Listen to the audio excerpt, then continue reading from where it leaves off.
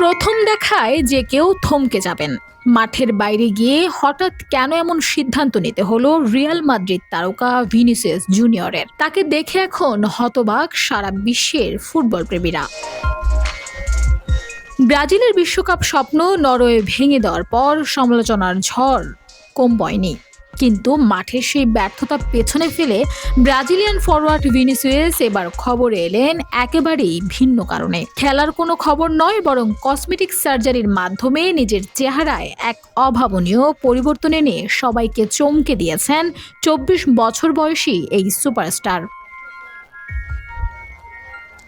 Brazilian সংবাদ মাধ্যম TMC এর খবর অনুযায়ী বিশ্বকাপ শেষে দেশে ফিরে চিবুক বা চোয়ালের গঠন পরিবর্তনের জন্য একটি অস্ত্রোপচার করান তিনি। জোয়াইনিয়ার একটি ক্লিনিকে বিখ্যাত চর্মরোগ বিশেষজ্ঞ ডক্টর অ্যালেসান্দ্রো আলারসাওয়ের তত্ত্বাবধানে এই সার্জারি সম্পন্ন হয়। এভাবেই কোটি কোটি মানুষের ঘরে দেশ জুড়ে ফ্রিজ একটাই, ওয়ালটন। নতুন লোকের ছবি ও নিজের আগের চেহারার কোলাজ ভিনি নিজেই শেয়ার করেছেন সামাজিক মাধ্যমে। সেই ছবিগুলো ছড়াতেই ভক্তদের মন্তব্য, প্রথম দেখায় ভিনিকে চেনা সত্যি দায়। কিন্তু প্রশ্ন উঠেছে, স্প্যানিশ ফুটবলের একের পর এক বর্ণবাদী আচরণের শিকার হওয়াই কি তাকে এমন এক মানসিক সিদ্ধান্তে ঠেলে দিল? চেহারার এই পরিবর্তনের পেছনে শুধুই কি ফ্যাশন, নাকি নিজেকে নতুনভাবে আড়াল করার এক নীরব চেষ্টা?